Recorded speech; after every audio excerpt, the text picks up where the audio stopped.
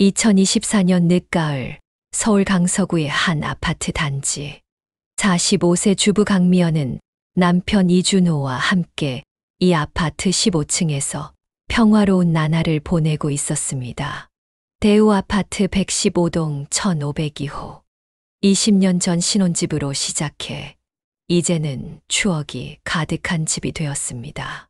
올해 아들 민수가 지방대학 기숙사에 들어가면서 부부는 처음으로 둘만의 생활을 시작했습니다. 드디어 조용한 생활을 할 수 있겠네요.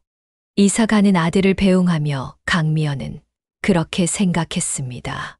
하지만 그것은 착각이었습니다. 11월 15일 밤 11시 30분. 강미연은 평소처럼 침대에 누워 휴대폰을 보고 있었습니다. 남편은 야근이라며 아직 돌아오지 않은 상태였습니다. 이양, 이양. 갑자기 들려온 아기 울음소리에 강미연은 휴대폰을 내려놓았습니다. 이상하다. 1503호는 노부부만 사는데. 다음 날 아침 강미연은 1503호 김순자 할머니와 엘리베이터에서 마주쳤습니다. 할머니, 혹시 어젯밤에 손주님 오셨어요? 손주. 아니야. 우리 손주들은 다 미국 살잖아. 강미연은 고개를 갸웃거렸습니다. 분명히 들었는데. 강미연은 그날 오전 마트에서 장을 보면서도 계속 그 울음소리가 신경 쓰였습니다. 20년 넘게 아파트 생활을 해왔지만 이런 경험은 처음이었습니다. 미연 씨, 오랜만이네요. 마트 채소 코너에서 같은 아파트 주민인 박영숙과 마주쳤습니다. 아, 영숙 씨. 요즘도 아침 산책하세요? 네, 요즘은 113동 뒤쪽으로 도는데 거기가 단풍이 예뻐요. 잠시 대화를 나누다가 강미연은 조심스레 물었습니다. 혹시 우리 동에 최근에 이사 온 가족 있나요? 어린 아기가 있는. 글쎄요. 1503호 김순자 할머니 위층인 1603호는 얼마 전에 이사 왔다던데 젊은 부부라고 들었어요. 아기가 있는진 모르겠네요. 강미연은 집으로 돌아오는 길에 1603호를 유심히 보았습니다. 현관문 앞에는 택배 상자 하나가 놓여 있었고 구두 한 켤레가 가지런히 정리되어 있었습니다. 아기가 있는 집 같지는 않았습니다. 그날 저녁 7시 남편 이준호가 퇴근했습니다. 여보, 오늘은 일찍 오네요. 응, 어제 늦게 끝나서 오늘은 일찍 마무리했어. 남편은 피곤해 보였습니다. 넥타이를 풀며 소파에 앉는 그의 얼굴에는 피로가 가득했습니다. 여보, 궁금한 게 있는데. 응. 어젯밤에 아기 우는 소리 들었어요? 남편은 잠시 생각하더니 고개를 저었습니다.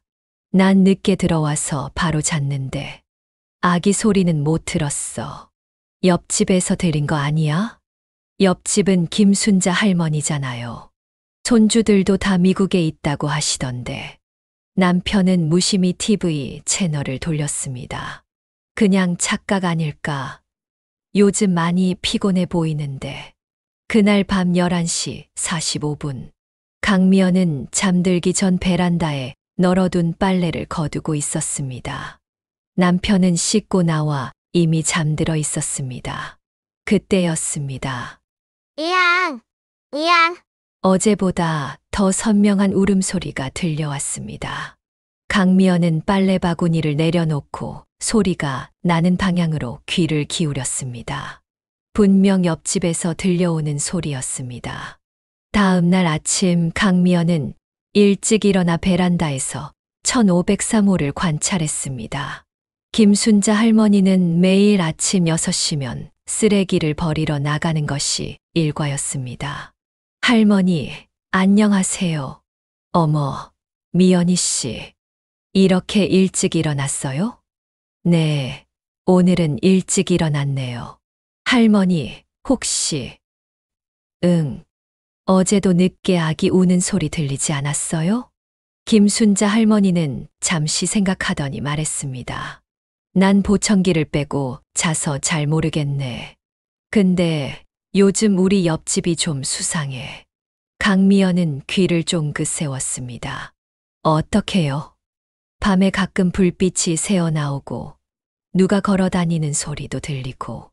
그날 오후 강미연은 집 앞 복도를 청소하면서 1503호 앞을 유심히 살폈습니다. 현관문 밑으로 무언가 흰 종이가 살짝 보였습니다. 조심스레 집어들어 보니 영수증이었습니다. GH마트 분유 2통, 기저귀 1팩. 날짜는 어제였습니다. 강미연의 심장이 빠르게 뛰기 시작했습니다. 노부부만 산다는 집에서 왜 분유와 기저귀, 영수증이? 최근 들어 남편 이준호의 행동도 조금씩 이상해졌습니다.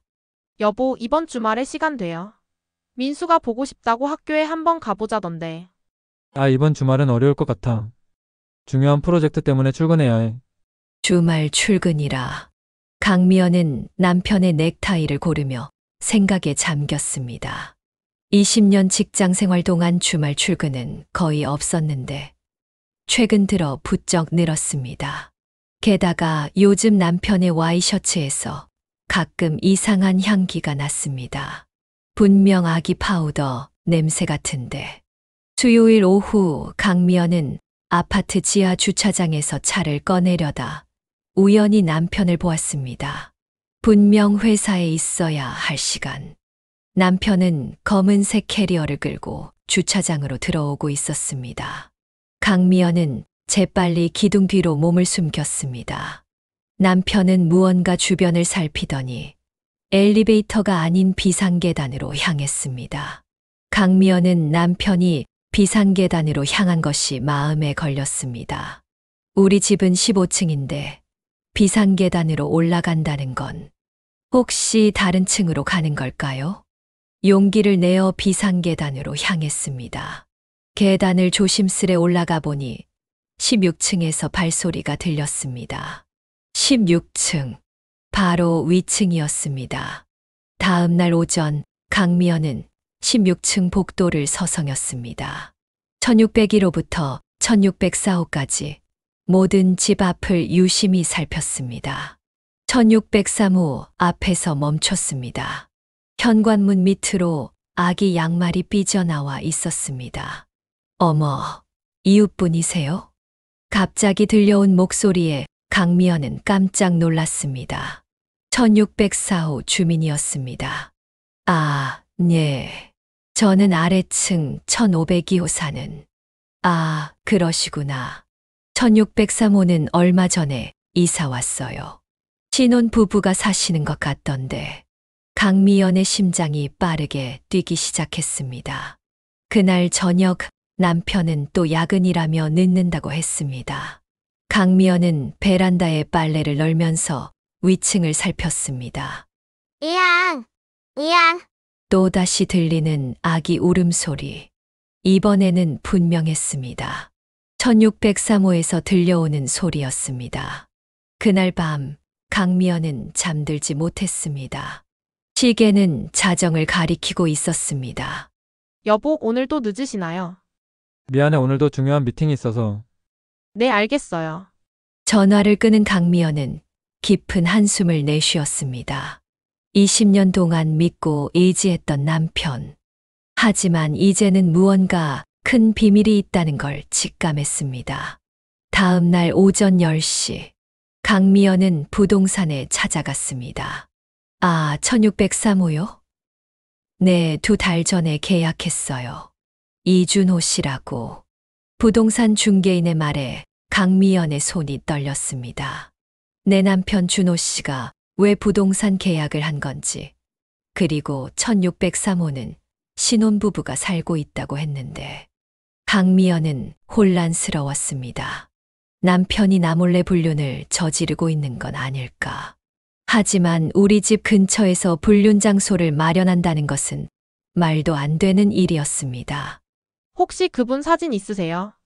네, 계약서에 첨부된 신분증 사진이. 사진을 본 순간 강미연은 충격에 빠졌습니다. 하지만 신분증을 확인해 보니 미연 씨의 남편 준호 씨였습니다. 하지만 부동산 아주머니 말로는 분명 남편과 똑같은 얼굴이었지만 머리 스타일이 달랐고 안경도 쓰지 않은 모습이라고 했습니다. 집으로 돌아오는 길, 강미연의 머릿속은 복잡했습니다. 쌍둥이? 하지만 남편은 외동아들이라고 했는데 20년 전 결혼할 때 시부모님께서 보여주신 남편의 어린 시절 앨범이 떠올랐습니다. 분명 혼자만 찍힌 사진들 뿐이었는데 미연 씨는 남편에게 따져 묻는 것보다 먼저 시어머니에게 물어봐야겠다고 생각했습니다. 그때 휴대폰이 울렸습니다. 시어머니였습니다. 어머님, 저 어머님께 할 말 있어요. 미연아, 너한테 해야 할 말이 있구나. 내 얘기 먼저 들어주겠니? 새벽 2시 강미연은 위층의 아기 울음소리를 다시 들었습니다. 이번에는 더 선명했습니다. 이양, 이양, 아기의 울음소리와 함께 들리는 남자의 발자국 소리. 문득 시어머니의 목소리가 떠올랐습니다. 미연아, 이제는 내가 알아야 할 것 같구나. 준호에겐 쌍둥이 동생이 있단다. 시어머니의 말에 강미연은 숨이 멎는 것 같았습니다. 30년 전 준호와 동생이 태어났을 때 우리 형편이 너무 어려웠어. 한 아이는 입양을 보내야 했지. 강미연은 남편의 사진을 다시 꺼내보았습니다. 그리고 부동산에서 본 1603호 계약자의 사진도 함께 놓았습니다. 똑같은 얼굴, 하지만 다른 표정. 한 사람은 안경을 쓰고 다른 한 사람은 안경이 없었습니다. 한 사람은 왼쪽 눈가에 작은 점이 있고 다른 한 사람은 없었습니다. 시어머니는 오래된 앨범 하나를 꺼내 오셨습니다. 이건 아무에게도 보여주지 않았던 거야. 앨범을 펼치자 두 아기가 나란히 누워있는 사진이 나왔습니다. 왼쪽이 준호, 오른쪽이 준호. 쌍둥이였지만 성격은 정반대였어. 시어머니의 눈시울이 붉어졌습니다. 준우는 미국의 한 부유한 가정으로 입양됐어. 하지만 입양된 후에도 계속 준호를 찾았대. 결국 한국으로 돌아와 형을 찾아냈나 봐. 그럼 남편이 알고 있었던 건가요? 강미연의 질문에 시어머니는 고개를 끄덕였습니다. 5년 전에 준우가 준호를 찾아왔어. 둘은 비밀리에 만나기 시작했지. 준우는 미국에서 사업도 성공했고 결혼도 했다가 이혼했다더구나. 그런데 왜 저한테는? 준호가 널 걱정했던 거야. 네가 상처받을까 봐. 그리고 준우에게도 아픈 사연이 있었거든. 시어머니의 이야기는 계속되었습니다. 준우의 아내가 아이를 낳고 산후우울증으로 힘들어하다가 아이만 남겨두고 떠나버렸대. 준우는 홀로 6개월 된 아기를 키우고 있었어. 그래서 한국에 그래 형인 준우를 찾아온 거야. 도움이 필요했던 거지. 시어머니는 그날의 일을 자세히 들려주었습니다. 5년 전 어느 비 오는 날이었어. 준호가 갑자기 나를 찾아왔는데 얼굴이 하얗게 질려 있더구나. 그리고 한 남자를 데리고 왔는데 그 순간 나는 알았지. 30년 전에 보낸 내 아들이라는 걸. 시어머니는 잠시 말을 멈추고 깊은 한숨을 내쉬었습니다. 준우는 미국에서 성공한 사업가가 되어 있었어. 하버드 대학을 나와서 실리콘밸리에서 IT 기업을 운영했다더구나. 양부모님도 굉장히 잘 대해주셨다고 해. 하지만 늘 가슴 한켠이 허전했다고 하더라. 그래서 친부모와 쌍둥이 형을 찾아 한국으로 온 거였어. 강미연은 조용히 시어머니의 이야기를 들었습니다. 남편이 왜 이 비밀을 혼자 안고 있었는지 조금씩 이해가 되기 시작했습니다. 처음에 준호는 많이 혼란스러워했어. 하지만 준호를 만나면서 점점 변하더라. 어릴 적 같이 자랐다면 이랬을까 하는 생각에 자주 울었지. 두 형제는 서로를 알아가면서 점점 가까워졌어. 시어머니의 이야기는 계속되었습니다. 작년 준우에게 큰 일이 있었어. 미국에서 사업하면서 알게 된 한국계 여성과 결혼했는데 그 여자가 아이를 낳고 심각한 산후 우울증에 시달렸대. 육아와 일 사이에서 힘들어하다가 결국 시어머니의 목소리가 떨렸습니다. 어느 날 아침 아내는 6개월 된 아기만 남겨두고 사라져버렸어. 이혼 서류만 남긴 채. 준우는 혼자서 아기를 키우면서 회사도 운영해야 했지. 너무 힘들어서 결국 한국으로 돌아오기로 한 거야. 형인 준호를 의지하고 싶었던 거지. 강미연은 그제서야 모든 것이 이해되기 시작했습니다. 남편의 잦은 야근, 주말 출장, 그리고 밤마다 들리던 아기 울음소리까지. 준호는 동생을 돕고 싶어 했어. 하지만 내가 받을 충격이 걱정되어서 차마 말을 못했던 거야. 준우의 아기를 돌보는 일도 도와주고 한국에서의 정착을 돕느라 이중 생활을 하다시피 한 거지. 강미연은 거실 창밖을 바라보았습니다. 늦은 밤이었지만 아파트 단지는 여전히 밝게 빛나고 있었습니다. 남편이 이런 큰 비밀을 혼자 안고 있었다는 사실이 마음 아팠습니다. 하지만 동시에 쌍둥이 동생과 조카를 위해 이렇게까지 애쓰는 모습이 새롭게 다가왔습니다. 준호는 널 정말 사랑해. 그래서 더욱 말하지 못했던 거야. 이 일로 내가 상처받을까봐, 우리 가정이 흔들릴까봐. 시어머니의 말씀에 강미연의 눈에서 눈물이 흘러내렸습니다. 그날 밤 강미연은 남편에게 문자를 보냈습니다. 여보, 오늘은 일찍 들어올 수 있나요? 잠시 후 답장이 왔습니다. 미안해, 오늘도 늦을 것 같아. 강미연은 깊은 숨을 내쉬고 다시 메시지를 보냈습니다. 괜찮아요. 대신 내일은 꼭 같이 저녁 먹어요. 준우 씨랑 조카도 함께요. 한참 동안 답장이 없었습니다. 그러다 갑자기 전화가 걸려왔습니다. 여보, 남편의 목소리가 떨렸습니다. 어머님한테 들었구나. 네, 이제 다 알아요. 여보, 집에 와요. 오늘은 셋이서. 아니, 넷이서 이야기를 나눠야 할 것 같아요. 자정이 가까워질 무렵 현관문이 열렸습니다. 남편과 함께 들어온 사람은 정말 거울을 보는 것 같았습니다. 죄송합니다.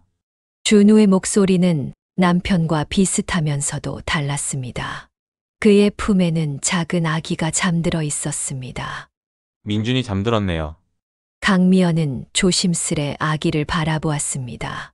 6개월 된 조카의 작은 얼굴에서 남편의 어린 시절 사진이 떠올랐습니다. 거실에 앉은 네 사람. 아기는 소파 위 담요에 포근히 뉘어져 있었습니다. 사실은 작년부터 말하고 싶었어요. 남편이 먼저 입을 열었습니다. 준우가 갑자기 찾아왔을 때 나도 많이 놀랐어. 30년 동안 잊고 지냈던 쌍둥이 동생이, 그것도 이렇게 성공한 모습으로. 준우가 말을 이었습니다. 형이 너무 부러웠어요.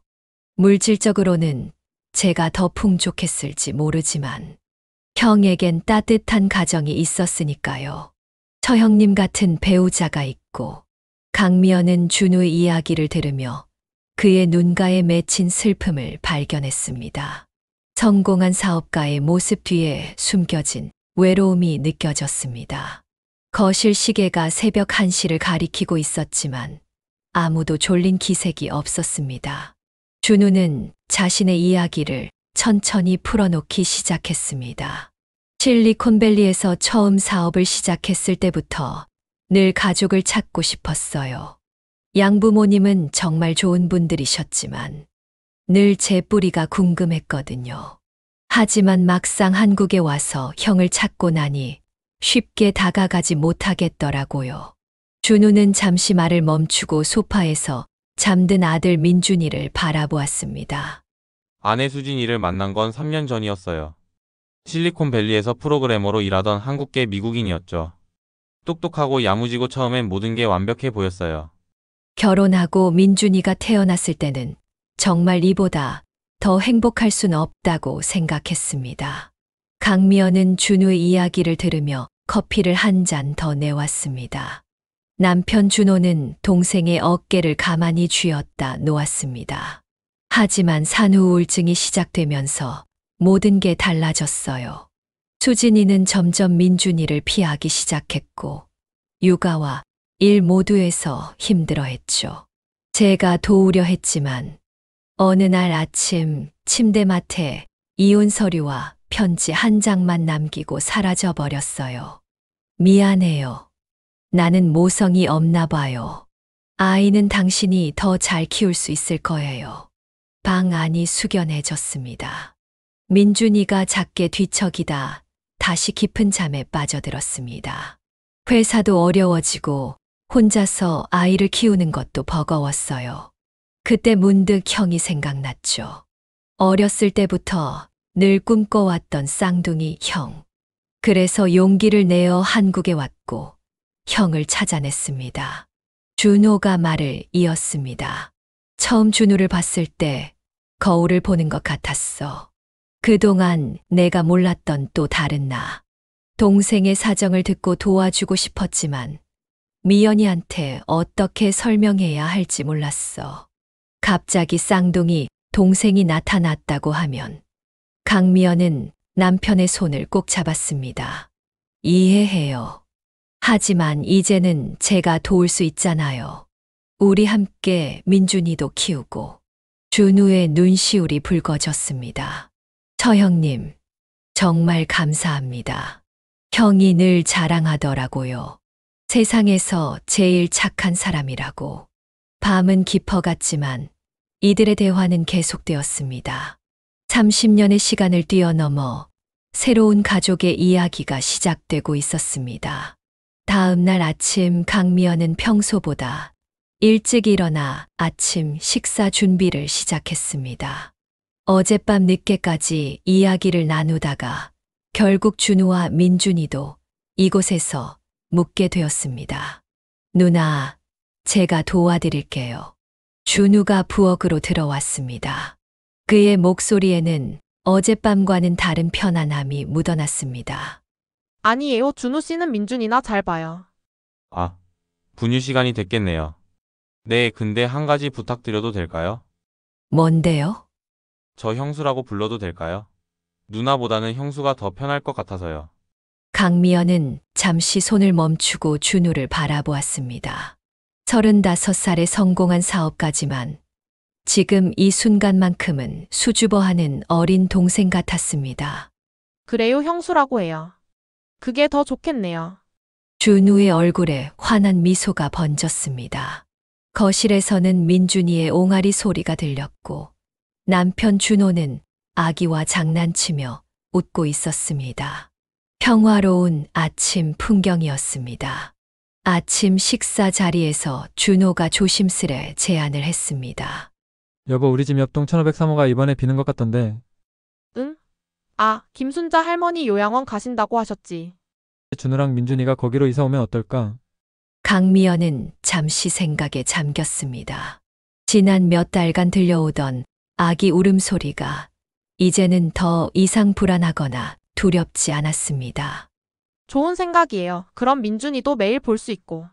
준우가 놀란 듯이 형수를 바라보았습니다. 정말 괜찮으시겠어요? 당연하죠. 이제 우리는 가족이잖아요. 게다가 민준이는 우리 첫 조카인걸요. 준호는 아내의 말에 안도의 한숨을 내쉬었습니다. 더 이상 비밀을 감추고 살지 않아도 된다는 안도감이었을까요? 일주일 후 1503호로 이사하는 준호를 온 가족이 도왔습니다. 시어머니도 오셔서 손주 민준이를 돌봐주셨습니다. 어머니, 이제 진짜 손주 돌보시는 거예요. 강미연의 말에 시어머니는 눈시울을 붉히셨습니다.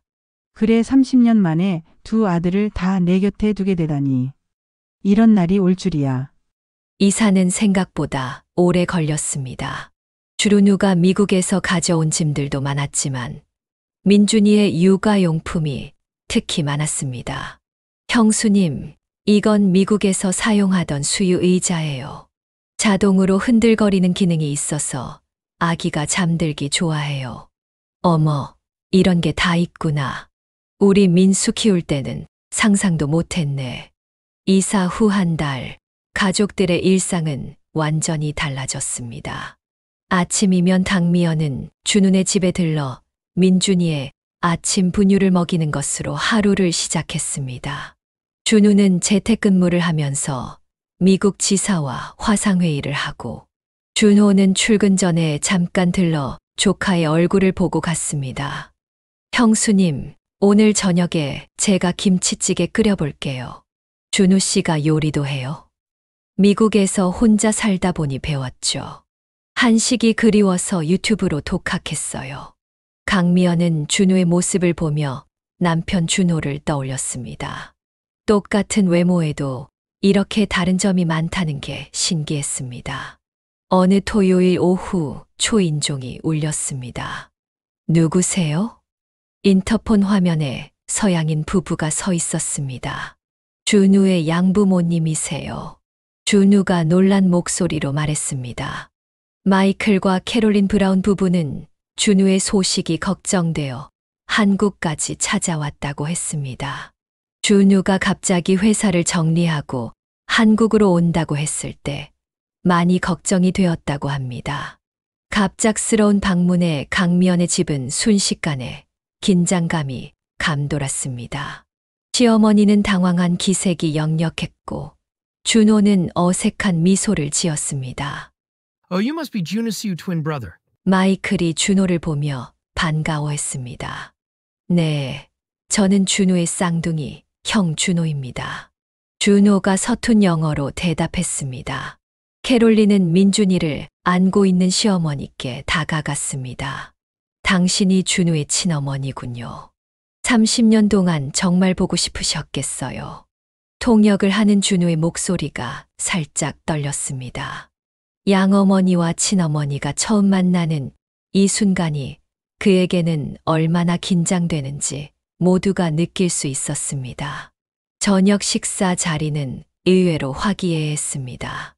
브라운 부부는 준우의 어린 시절 이야기를 들려주었고, 시어머니는 준호의 성장 과정을 이야기했습니다.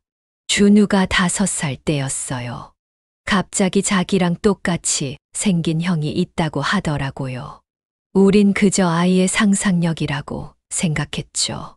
캐롤린의 이야기에 모두가 숙연해졌습니다. 준호도 비슷했어요. 유치원에서 그림을 그릴 때면 늘 2명의 아이를 그렸거든요. 물어보면 내 동생이라고. 시어머니의 목소리가 떨렸습니다. 강미연은 조용히 자리에서 일어나 사진첩을 가져왔습니다. 준호와 준우가 갓 태어났을 때의 사진이었습니다. Oh my God. 캐롤린의 눈에서 눈물이 흘러내렸습니다. 식사가 끝나고 어른들은 거실에 모여 앉았습니다. 민준이는 이미 잠들어 있었습니다. 사실 우리가 이렇게 한국에 온 것은 준우를 데려가기 위해서예요. 마이클의 말에 모두가 긴장했습니다. 실리콘밸리의 회사가 준우 없이는 힘들어요. 이사회에서도 계속 준우의 복귀를 요구하고 있고, 준우는 고개를 숙인 채 말이 없었습니다. 그의 어깨가 미세하게 떨리는 것이 보였습니다. 하지만 아버지, 전 이제 여기서 새로운 삶을 시작했어요. 오랜 침묵 끝에 준우가 입을 열었습니다. 민준이도 이제 겨우 이곳에 적응하기 시작했고, 형과 형수님, 어머니, 그리고 이제야 찾은 진짜 가족들이 있어요. 캐롤린이 준우의 손을 잡았습니다. 우리도 내 가족이야, 준우야. 30년 동안 우리가 얼마나 너를 사랑했는지. 시어머니의 눈에서 눈물이 흘러내렸습니다.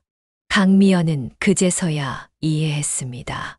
이것이 입양 가정이 겪는 아픔이구나. 밤이 깊어갔지만 아무도 자리를 뜨지 못했습니다. 브라운 부부는 호텔로 돌아가는 것도 잊은 채 이야기는 계속되었습니다. 준우야, 내가 행복하다면 그게 미국이든 한국이든. 마이클이 한참을 망설이다 말했습니다. 회사 일은 화상회의로도 가능해요. 분기별로 미국에 가서 직접 점검하는 것도 그 정도는 할 수 있어요. 준우의 목소리에는 간절함이 묻어 있었습니다. 형수님, 준우가 갑자기 강미연을 불렀습니다. 제가 여기 있어도 될까요? 정말 폐가 되지 않을까요?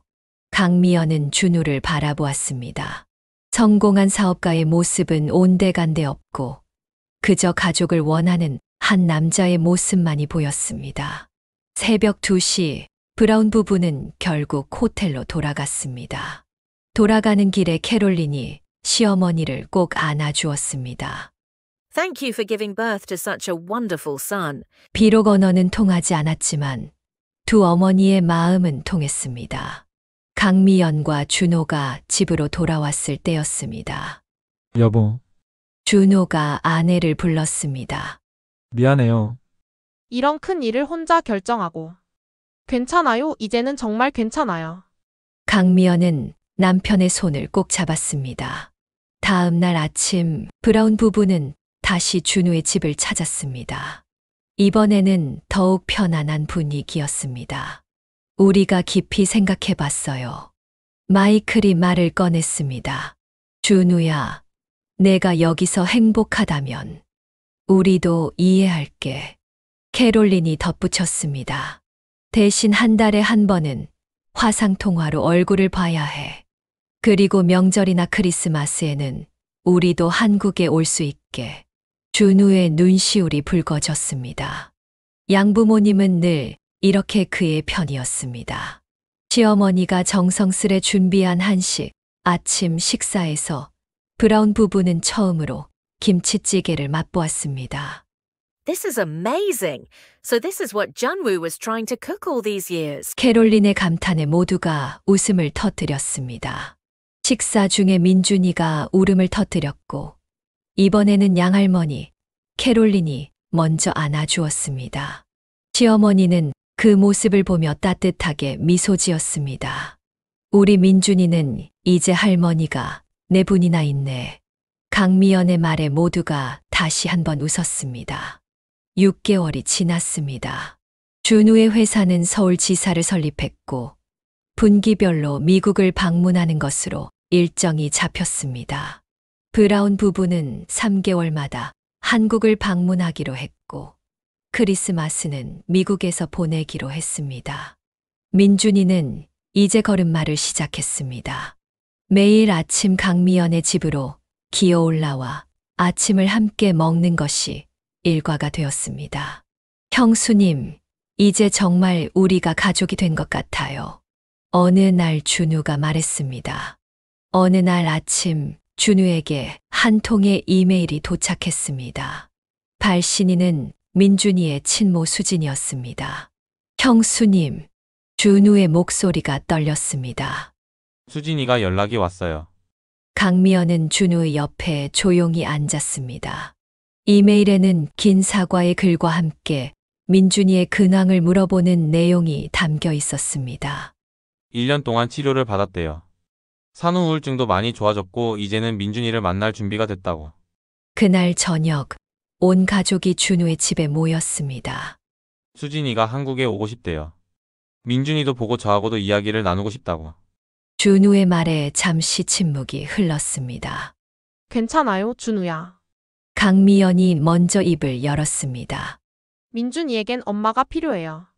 우리가 아무리 잘해줘도 채워줄 수 없는 그런 존재잖아요. 시어머니도 고개를 끄덕였습니다. 그래, 아이는 엄마가 필요해. 나도 그때 준우를 보낼 때 그 마음을 알았단다. 한 달 후 수진이 한국에 왔습니다. 처음 민준이를 봤을 때 수진은 한참을 울었습니다. 1년 사이 많이 자란 아들을 보며 자책하는 듯 했습니다. 정말 죄송해요. 이렇게 잘 키워주셔서 감사합니다. 수진은 강미연과 시어머니께 깊이 고개를 숙였습니다. 이제부터가 중요해요. 우리 모두 민준이를 위해서. 강미연의 말에 수진은 눈물을 흘리며 고개를 끄덕였습니다. 수진의 등장으로 가족들의 일상은 또 한 번 변화를 맞이했습니다. 수진은 잠시 강남의 오피스텔에 머물면서 매일 준우의 집을 방문했습니다. 처음에는 어색했지만 점차 민준이와의 관계도 자연스러워졌습니다. 민준아, 엄마야. 엄마가 많이 미안해. 수진이 민준이를 안을 때마다 강미연은 묘한 감정을 느꼈습니다. 지난 6개월간 친손주처럼 돌봐온 민준이었지만 이제는 진짜 엄마가 돌아온 것입니다. 형수님, 어느 날 준우가 조심스레 강미연을 찾아왔습니다. 수진이가 다시 시작하고 싶대요. 우리 가족으로서. 하지만 전 아직 준비가 안 된 것 같아요. 강미연은 준우의 이야기를 가만히 들었습니다. 민준이를 위해서라면 해야 할까요? 하지만 전 수진이를 아직 완전히 믿을 수가 없어요. 다시 한번 민준이를 두고 떠나버리면. 준우야, 서두르지 마요. 시간을 두고 천천히 지켜보면 되잖아요. 수진 씨도 그동안의 자신의 행동을 반성하고 치료도 받았다고 하니 우리가 곁에서 도와주면서 지켜보는 거예요. 챕터 48시간이 주는 치유. 봄이 되고 아파트 단지에 벚꽃이 피었습니다. 수진은 매일 아침 일찍 와서 민준이의 등원을 도왔고 퇴근 후에도 시간을 내어 아이와 함께 했습니다.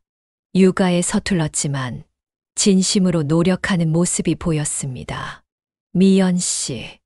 어느 날 수진이 강미연을 찾아왔습니다. 제가 정말 감사드려요.